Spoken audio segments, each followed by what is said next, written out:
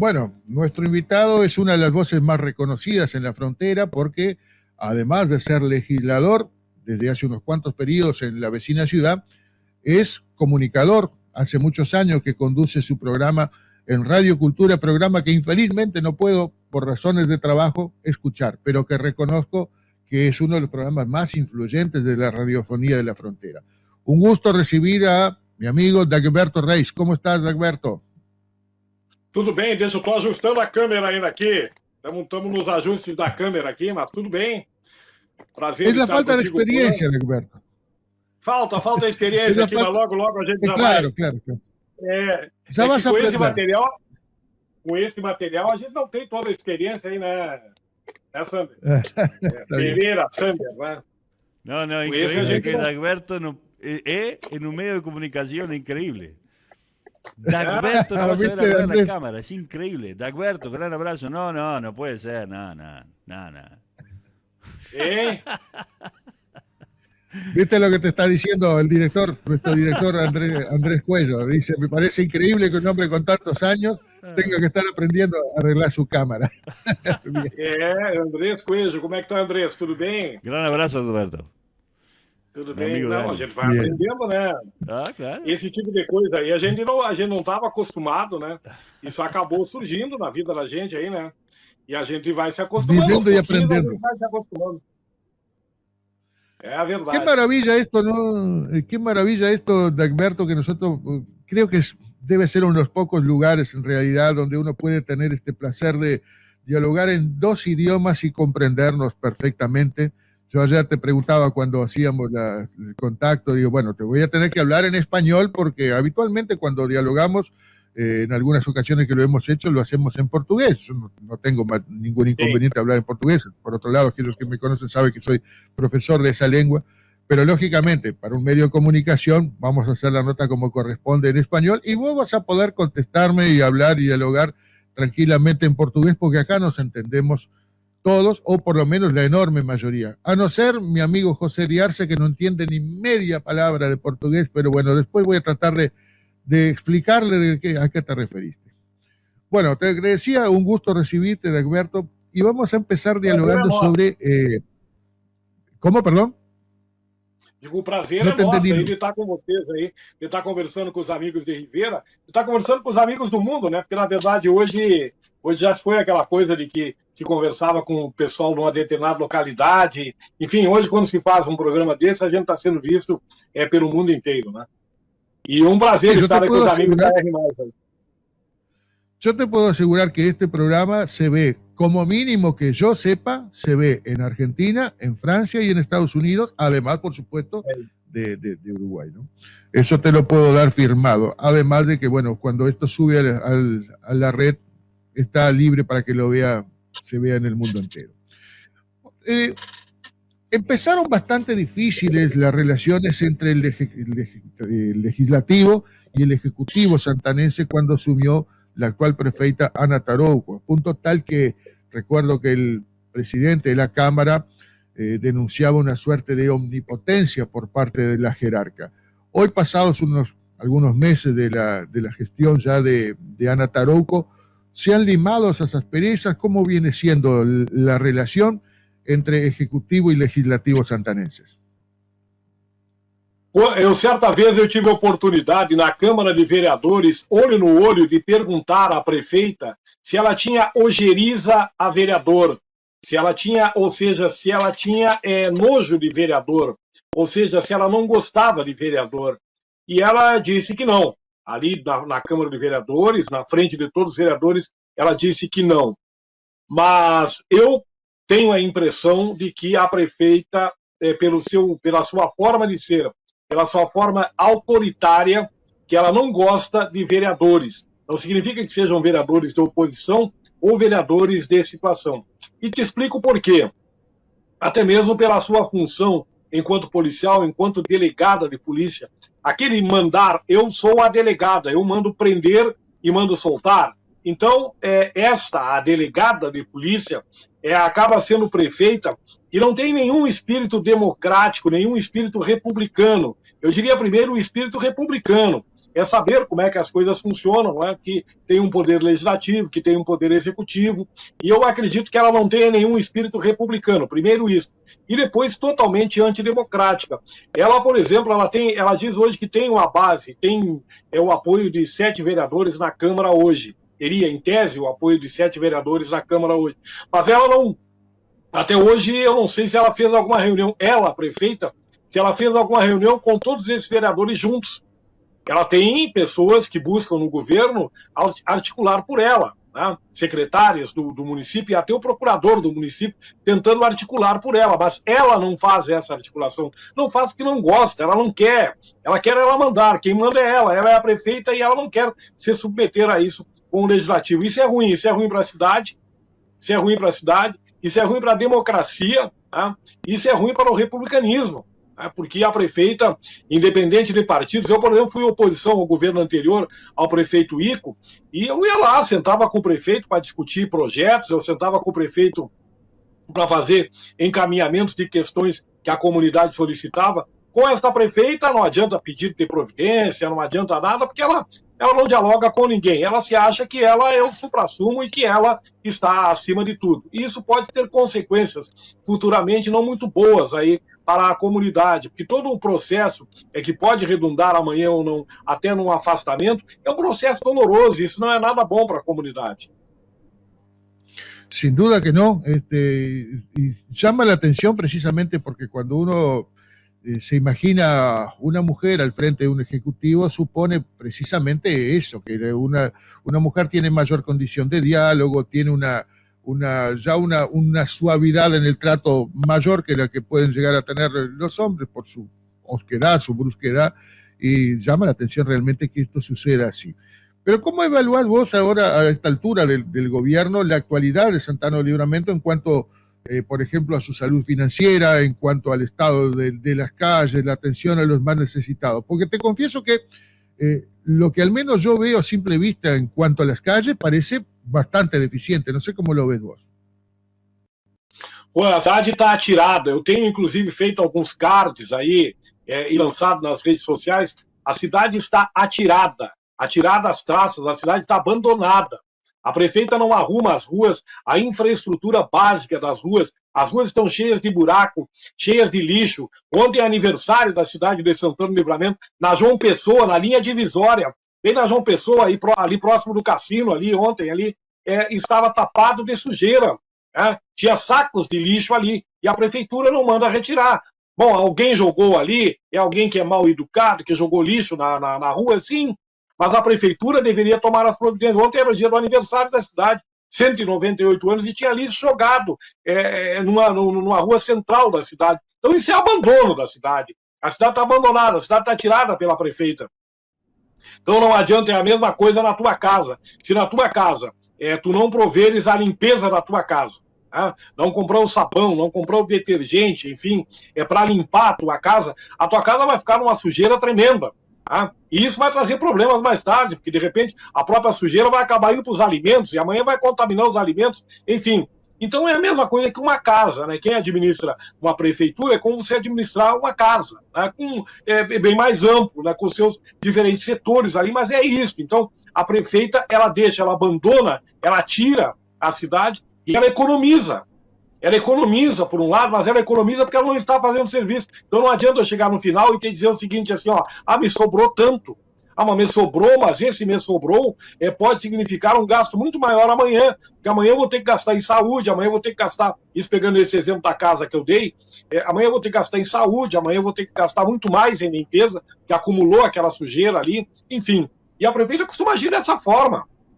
Então, ela diz que se você perguntar hoje, o município tem dinheiro. O município tem dinheiro sobrando, só que ela não investe. Agora há pouco ela recebeu R$2 milhões a mais, um recurso que veio através dessa privatização da CE pelo Estado do Rio Grande do Sul. Ela acabou recebendo mais R$2 milhões de recursos aí, que foram recursos para o livre, né, o chamado livre, recurso que pode aplicar onde quiser. Ela diz que vai aplicar para comprar drones para fazer o serviço de georreferenciamento. O que é o serviço de georreferenciamento esse?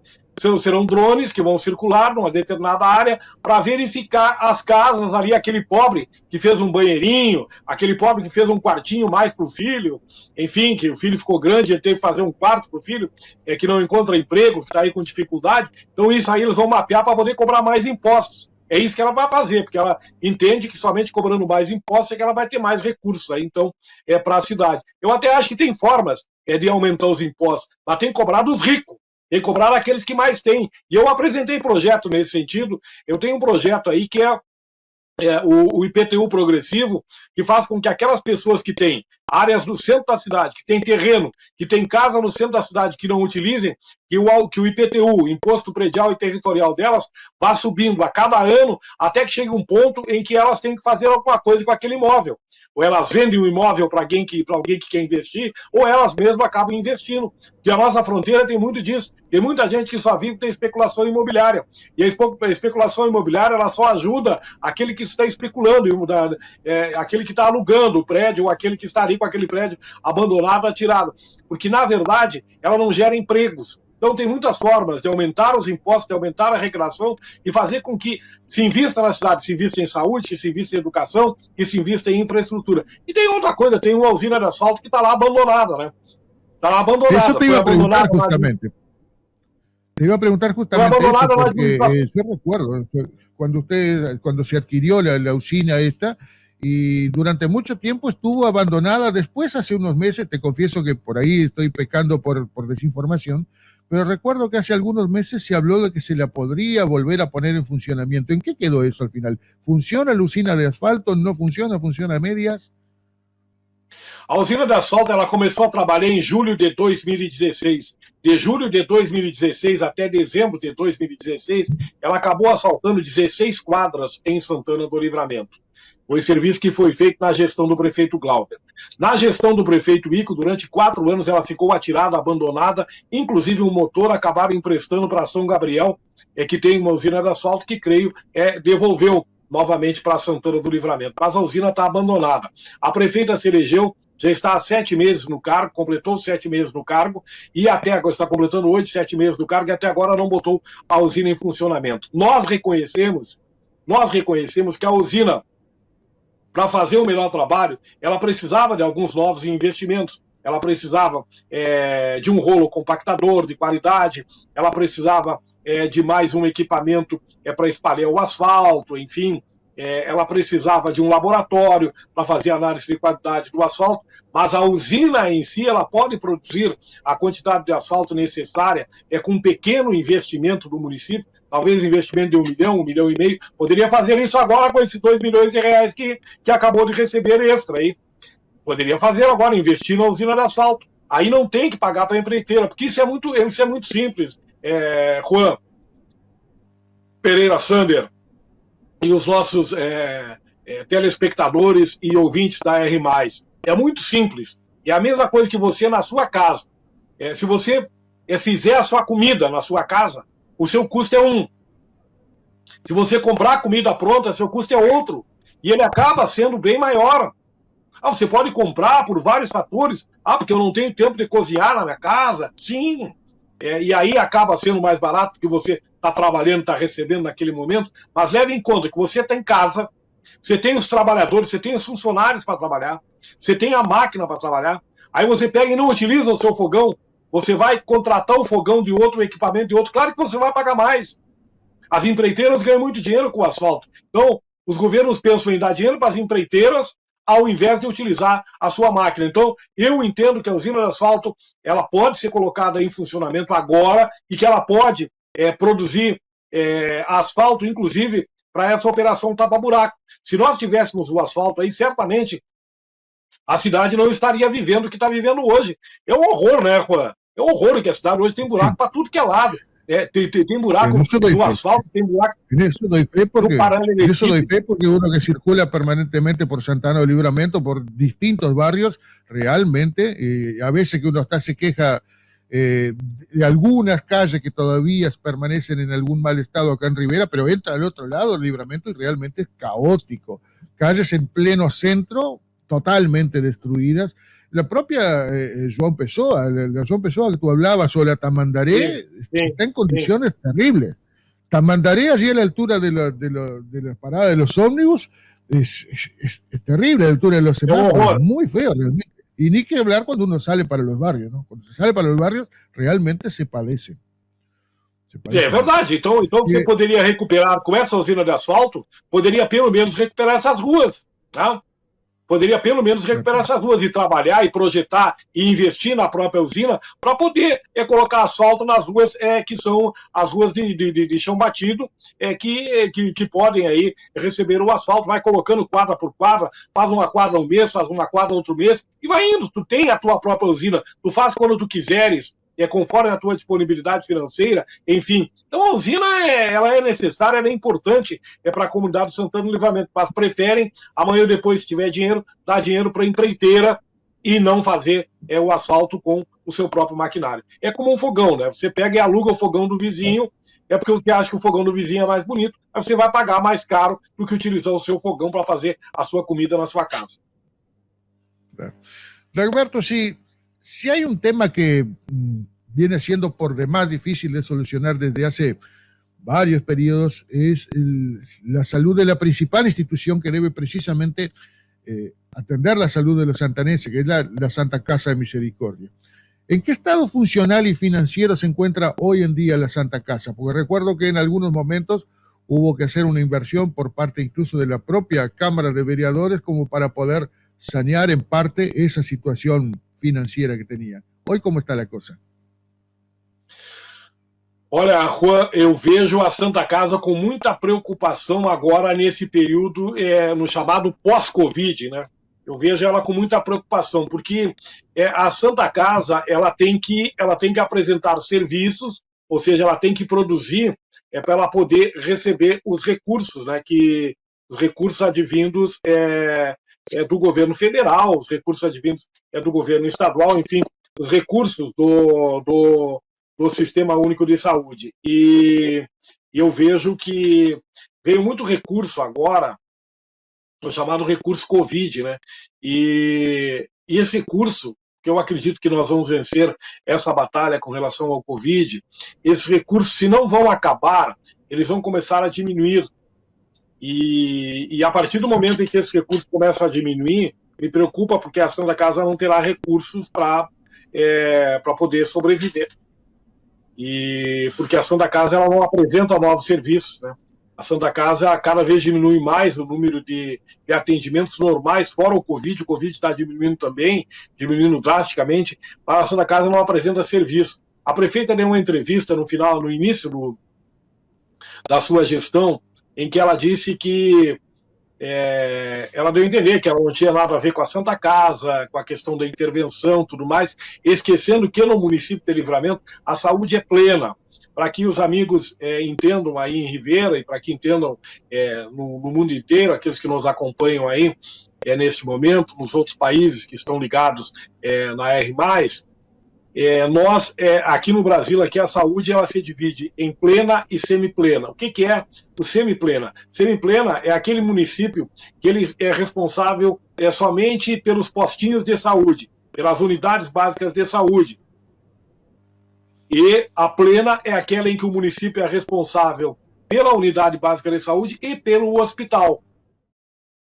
Santana do Livramento ela está na saúde plena. Ela é responsável pelo hospital também. Independente de haver uma intervenção, o município é responsável pelo hospital também. E me parece que a prefeita está deixando, embora diga o contrário, está deixando o hospital ir para esse caminho, né? E para esse caminho de virar um grande posto de saúde. Ou seja, de virar uma UPA, uma unidade de pronto atendimento ao invés de um hospital. Vai atender, vai ter um ambulatório, vai atender, mas não terá o serviço, porque não adianta, Juan. O SUS, o Sistema Único de Saúde, que é o melhor programa de saúde do mundo, o SUS ele remunera, ele paga de acordo com o serviço que tu faz. Então, se tu tiver serviço das mais diferentes especialidades médicas, tu acaba recebendo. É aquilo que nós chamamos aqui no Brasil de referência. A Santa Casa, por exemplo, hoje ela não é referência de nada. E se ela não é referência, né, apenas alguns casos ali que ela busca ser referência, enfim, mas se ela não é referência, ela não consegue faturar, ela não consegue receber. E se ela não receber, ela não tem recurso. Eu visitei recentemente um hospital, o Hospital Centenário, na cidade de São Leopoldo, que é administrada pelo nosso companheiro do Partido dos Trabalhadores, o Ari Vanazzi, e esse hospital é municipal. Ele não recebe recursos do Estado, é somente recursos do município e recursos da União. Eu fui lá para conhecer o hospital, para nós conhecermos as bolhas respiratórias que ajudaram, que inclusive a gente acabou doando, através da Câmara de Vereadores, 5 bolhas para a Santa Casa de Misericórdia, que ajudam no processo aí das pessoas com Covid, evitando a intubação, né? Essas bolhas funcionaram e ajudaram bastante aí naquele período mais grave do Covid aqui na fronteira, e nós fomos lá para conhecer esse projeto dentro do Hospital Centenário, e que acabamos trazendo para Santana do Livramento. E esse Hospital Centenário lá é um modelo de hospital com qualidade, hospital que atende um grande número de pessoas, né? Um hospital com quase 200 leitos, 170 leitos. Claro que é uma cidade maior, uma cidade com uma arrecadação maior que a nossa, assim, um hospital com 700 trabalhadores, hospital porque se criou uma mania aí de dizer que o hospital tem que ser enxuto, porque isso é a política neoliberal. A política neoliberal, ela joga contra o trabalhador, né? Ela faz com que se diminua o número de trabalhadores, né? Tem que acabar, tem que reduzir, tem que cortar em pessoal. Aí acabam cortando em pessoal e quando corta em pessoal, não consegue atingir um serviço de qualidade. A prefeita aqui em Livramento, ela demitiu mais de 80 trabalhadores da Santa Casa de Misericórdia. Conseguiu pagar esses 80 trabalhadores só porque a Câmara de Vereadores liberou dinheiro das emendas.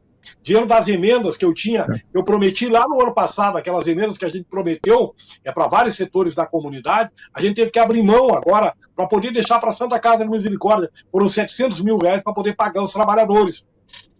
Que senão esses trabalhadores que a prefeita colocou na Rua da Amargura, ela não ia nem pagar esses trabalhadores. Então a prefeita, ela diminui o tamanho do hospital, ela diminui o número de trabalhadores no hospital, e isso é preocupante com relação ao futuro. Eu te diria hoje, eu tenho muito medo que a Santa Casa de Misericórdia acabe virando um posto de saúde, um posto avançado de saúde, e que nós, qualquer procedimento, nós temos que mandar para fora de Santana do Livramento.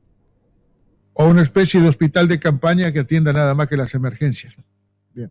Isso, um hospital para atender as emergências, é isso. Seguramente que sí.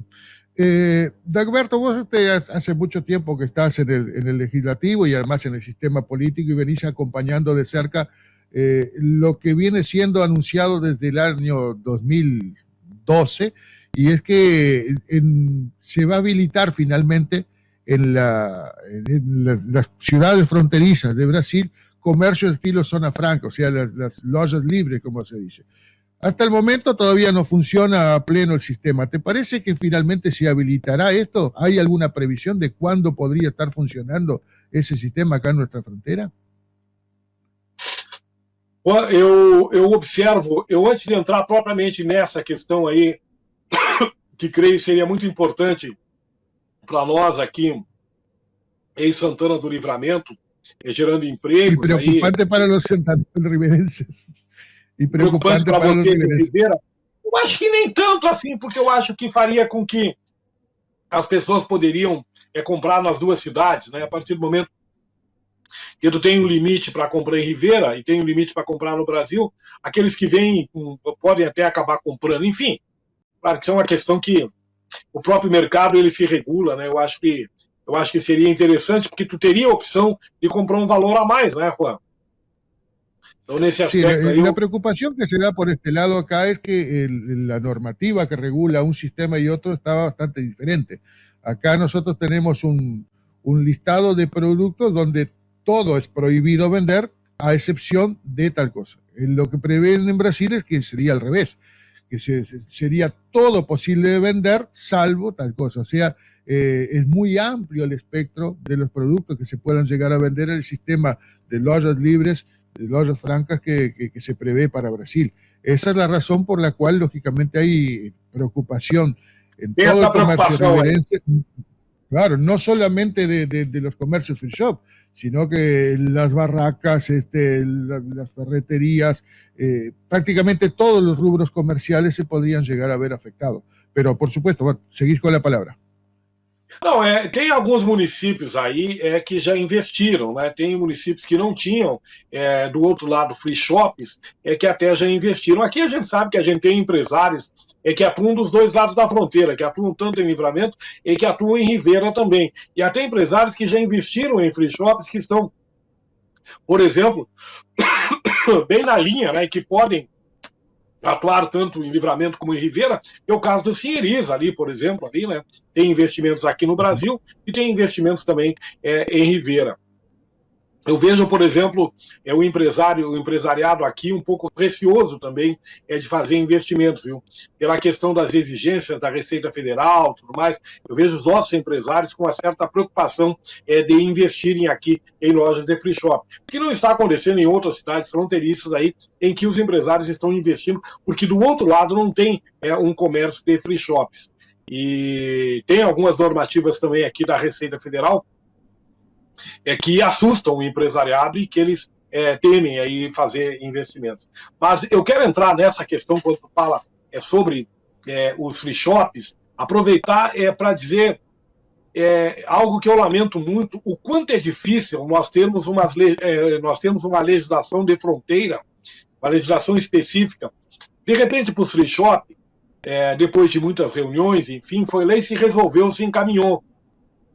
Mas por que nós não resolvemos, por exemplo, uma legislação específica na área da saúde, por exemplo?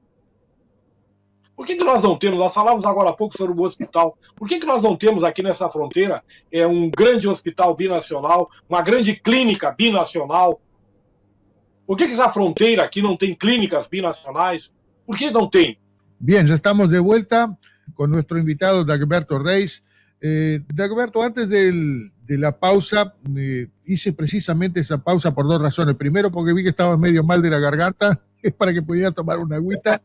Y segundo, porque el tema que pusiste sobre la mesa es uno de los enormes temas que falta por abordar o falta concluir en nuestra frontera. Tú recordarás que allá por el año 2008, si no me falla la memoria, tal vez un poco antes, los dos gobiernos nacionales de aquel entonces, acá en nuestra frontera, firmaron un acuerdo de coparticipación, en el que surgió, por ejemplo, lo del documento fronterizo, y también se hicieron los acuerdos para la atención sanitaria, lo que permitía que ciudadanos santanenses pudieran atenderse acá en Rivera, y de igual forma los riverenses en Santana Livramento. Eso dio pie para que, por ejemplo, muchísimos hijos de santanenses pudieran nacer precisamente en el hospital de Rivera. Cantidad de ciudadanos o de niños brasileños nacieron acá en Rivera, como también así hubo la posibilidad de que muchos estudios médicos se hicieran para instituciones o para el hospital de Rivera del lado del Livramento. Infelizmente eso, a pesar de que está en el papel, está en las leyes tanto de nuestro país como en el tuyo, de hecho no se está aplicando actualmente. ¿En qué quedó eso y en qué te parece que faltaría como para que se pudiera avanzar más en ese aspecto? Eu creio, que a vontade dos governos, viu? Eu creio que a vontade dos governos, porque se ali, lá em 2008, quando foi Lula e Mujica, se não estou enganado, o presidente do Uruguai era Mujica, né? Era o Mujica, o presidente do Uruguai, era Pepe Mujica, o presidente do Uruguai, né? Estiveram no Parque Internacional. Sí, firmaron ahí ¿no? Exactamente, estuvieron ahí en el Parque Internacional, lo recuerdo con mucha claridad porque incluso fui quien hizo la placa que se colocó allí en el obelisco. Agora, além da vontade dos governantes, nós precisamos, e creio, que aquelas pessoas que são os técnicos, tanto do Ministério da Saúde do Uruguai, quanto do Ministério da Saúde do Brasil, e principalmente as cancellerias, os chanceleres, tanto do Brasil, que o Itamaraty no Brasil e que Montevidéu, consigam se entender sobre esta troca, tá? E para que depois os Ministérios da Saúde do Brasil e o Ministério da Saúde do Uruguai consigam operar essa situação. O que eu creio é que essas pessoas, e com todo o respeito, que isso eu disse numa mesa em Montevidéu, essas pessoas, muitas vezes, elas têm dificuldade, Juan, de entender isso que a gente vive aqui na nossa fronteira. Isso que nós estamos fazendo agora aqui, que tu estás me perguntando, é sobre Santana do Livramento, coisas que interessam para a Rivera. E quando nós conversamos com vocês sobre questões de Rivera que interessam para nós em Santana do Livramento, que somos, na verdade, dois grandes bairros que vivemos irmanados aqui numa grande comunidade de 170, 180 mil pessoas. Eles têm dificuldade de entender isso aí. As pessoas que ficam nos gabinetes em Brasília, no Itamaraty, e as pessoas que ficam nos gabinetes em Montevidéu, eu creio que elas têm dificuldade de entender esse entrelaçamento fronteiriço que nós temos entre Santana do Livramento e Rivera, que é muito além daquele que vive em cidades que tem barreiras, que tem uma ponte, que tem alguma forma que não... Nós vivemos uma fronteira seca aqui, e nós integramos através de casamentos, enfim, nós integramos de uma forma que nós sabemos nem quantos somos. Hoje, por exemplo, aqui em Santana do Livramento, não se consegue saber quantos santanenses foram vacinados no Uruguai. E nós não conseguimos saber também quantos uruguaios acabaram sendo vacinados aqui, que também, porque vocês fizeram de forma inversa com relação à questão da idade, aí, também teve uruguaios que se vacinaram aqui. Então nós não conseguimos saber isso, tá? Porque é um grande número de pessoas, nós não conseguimos saber até hoje quantos são os doble chapas, afinal. Se fala aí que são 7, 8 mil, para alguns é 5 mil, para outros é 6 mil. Enfim, então eu acho que a primeira coisa que tinha que haver, Juan, e aqueles que nos acompanham pela R+, seria isso, seria que essas pessoas viessem viver a experiência, saíssem dos gabinetes de Brasília e dos gabinetes de Montevidéu e viessem para a fronteira Livramento Rivera, passar aqui um mês e conhecer como é que funciona essa nossa experiência. A partir do momento que conhecerem a nossa experiência, eu acredito que esse acordo firmado lá em 2008 pelo Lula e pelo Mujica poderá ser colocado em prática.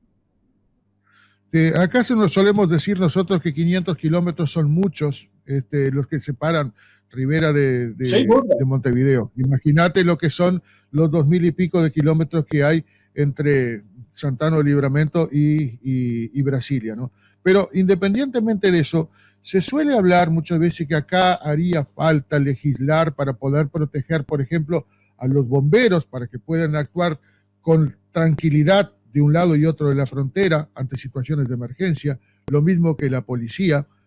Hay plena conciencia de la necesidad que hay de legislar en ambos países para eso.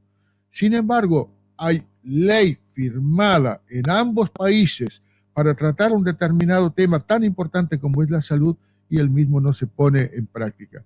Yo recuerdo que acá, incluso cuando hubo una movida muy importante que terminó finalmente con lo que fue la salida del director del hospital de aquel momento, el doctor, bueno, se me escapó ahora el apellido, lo que hacía este hombre era ampararse precisamente a esos acuerdos binacionales que habían sido firmados. Sin embargo, le trajo tremendos dolores de cabeza tanto al profesional como, bueno, a la propia población, que hoy en día está viendo cómo los servicios de salud acá también en nuestro departamento, en el hospital de Rivera, decayeron muchísimo. Pero bueno, vamos a tratar de avanzar porque también la mañana va muy rápido y tenemos varias otras notas, Dagoberto. Sí. No quiero dejar pasar por alto otro tema que viene moviendo bastante las cosas ahí. Tú mencionaste al pasar lo que fue la privatización de la CE, que le dejó dividendos por el orden de 2 millones no sé, no me quedó claro si de dólares o de reales al municipio de Livramento. Fue una privatización. Ahora se habla de real. Ahora se habla también de la privatización del DAE. ¿Qué reflexión te merece esa posibilidad de que se privatice el servicio de agua y saneamiento aí precisamente? Primeiro é preciso dizer que esse dinheiro aí que foi repassado para os municípios agora, esses 2 milhões aí, depois da venda da CE, foi recursos que já haviam sido cobrados das pessoas no imposto, né, que aqui se paga 30% em cima da conta de energia. Então, se você tem uma conta de energia de R$200, R$60 é impostos. Então, isso eram impostos que o governo retinha e não repassava para os municípios. E agora, com a venda ele acabou repassando para os municípios. Aqui no Brasil, aqui com relação à água, e agora não tem mais, né? Agora não tem mais, DCE não recebe mais nada, né? Vai receber esses 2 milhões, agora não recebe mais nada. Com relação à água, existe hoje no Brasil o chamado marco regulatório, que estabelece um período até 2030 aí, para que os municípios eles venham a cumprir aí quase 100% de metas com relação a abastecimento de água e a saneamento. Com relação ao abastecimento de água, estamos muito tranquilos aqui, que quase que 100% da população de Santana do Livramento, na zona urbana, é abastecida por água, e a água chega inclusive até o interior do município. A grande questão é saneamento, que estamos muito longe aí de atingirmos metas que sejam consideradas boas, aí, apesar de vários projetos em desenvolvimento, projetos que não chegam ao seu final, como as obras do PAC, que ainda estão aqui em Santana do Livramento, a obra ali da Bacia da Alexandrina e também a Bacia do Prado, que não está concluída. Mas o objetivo é esse, é privatizar a água, né? Porque ninguém vai privatizar esgoto, né? Privatizam, na verdade, a água. E aqui no Rio Grande do Sul, a maior parte dos municípios é abastecido pela Corsan, que é uma companhia estadual.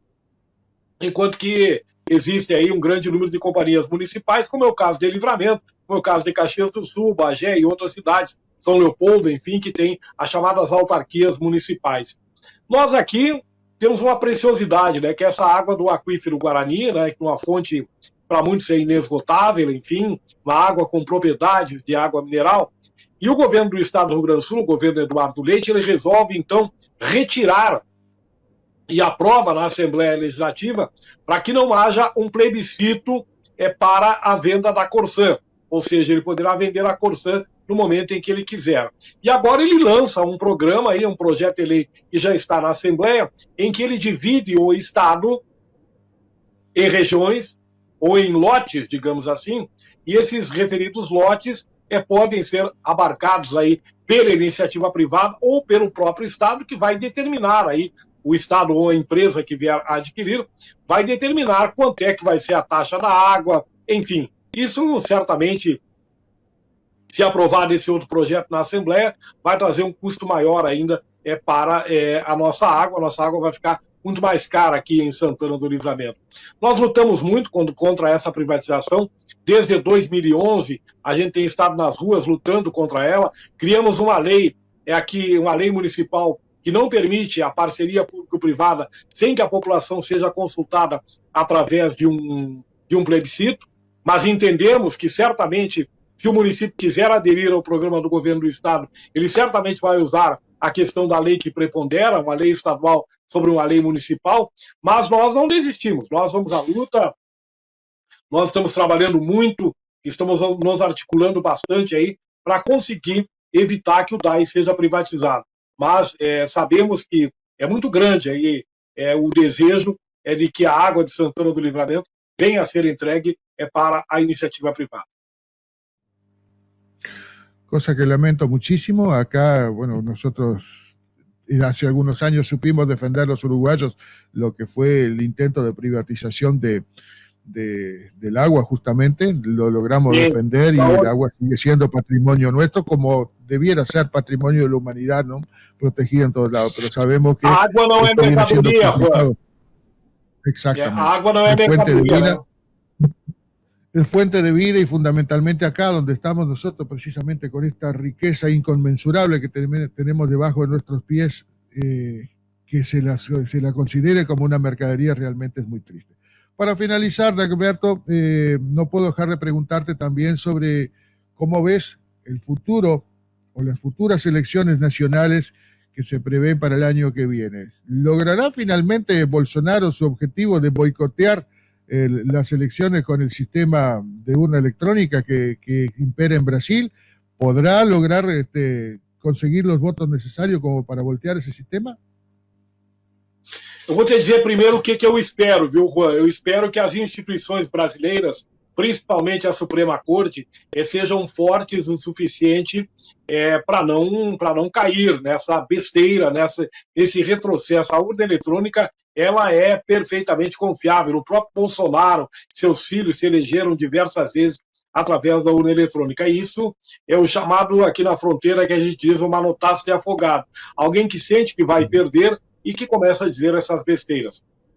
Eu entendo que as instituições brasileiras serão mais fortes, e entendo que os próprios militares saberão o que lhes reserva a Constituição, que saberão cumprir a Constituição, e que a gente vai passar esse período, teremos eleições, e o Bolsonaro, que é um fascista, o Bolsonaro, que é um genocida, vai ser derrotado nas urnas. Vai perder na urna eletrônica. A mesma urna eletrônica que lhe deu a eleição. Que ele não consegue, ele não tem prova nenhuma contra a urna eletrônica. Ele fez uma live e não provou nada contra a urna eletrônica. Isso é o que eu desejo. Agora eu vou te dizer o que eu penso. Se o que eu desejo, que as instituições sejam fortes, que a gente passe. Agora, o que eu temo? O que eu temo que pode acontecer? Bolsonaro vai tentar um golpe. Eu não tenho dúvida alguma que o Bolsonaro vai tentar um golpe. E vai tentar um golpe com os militares. Quem é que vai participar dos militares? Quem são os generais? Bom, isso eu não saberia te dizer hoje. Mas que ele vai tentar um golpe. Talvez seja agora este ano, talvez seja no início do ano que vem. Ele vai tentar um golpe. E essa mesma elite escravocrata brasileira, escravagista brasileira, vai tentar também alguma coisa contra o Lula. Talvez no terreno judiciário não consiga. O Lula tem sido avisado aí por vários setores que acompanham todos esses movimentos das milícias, não são só as milícias digitais, mas as milícias que matam realmente, e que ele tenha muito cuidado. Que o Lula é um cara popular. A tosse é por falar alto aí, é só por isso, né? Que a voz acaba. Então, o Lula pode... Eu por isso tenho minha ajuda, a mim não vai passar. Isso, o Lula vai ter que ter muito cuidado ao circular aí durante esse período de campanha, para que não venham a matá-lo. Que a única forma do Lula não ser presidente do Brasil de novo é se matarem o Lula. Eu acho que é a única forma. Ou Deus, né?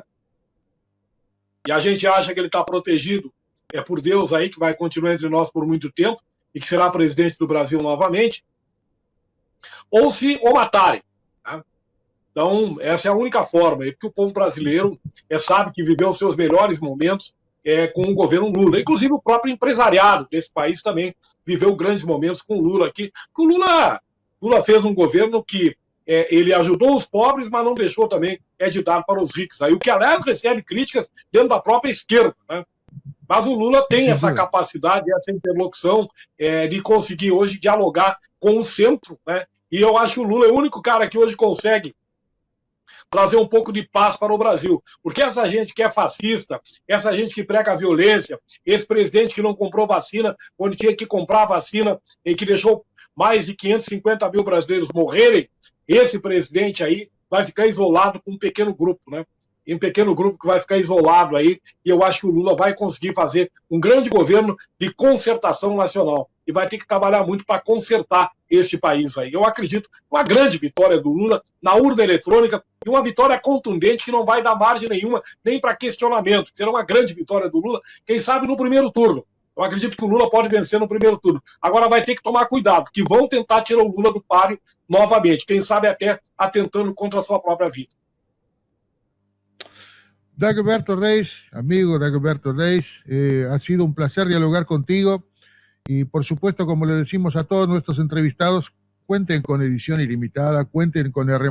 Este es un medio absolutamente plural y aquí, en esta emisora y en este programa, habla todo aquel que quiere hablar con nosotros, que acepta dialogar con nosotros.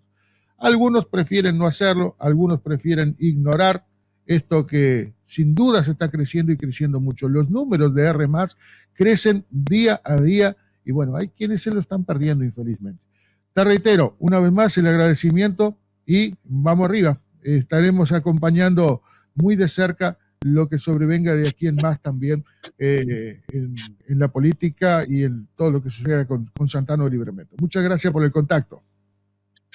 Eu que agradeço, Juan Pereira Sander, pelo convite, por estar no programa Edição Ilimitada, por estar em R+.